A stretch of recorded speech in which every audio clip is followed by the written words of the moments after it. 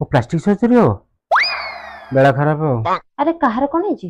अरे जो मो सांग प्रमोद मो ता स्त्री कौन रोसे करथला गरम तेल पड़ी कौन हाथ पुड़ी जाइए डॉक्टर कहउछन कौन प्लास्टिक सर्जरी हो 5 लाख टका खर्च हो। सामान्य प्लास्टिक सर्जरी पे 5 लाख टका नेबे?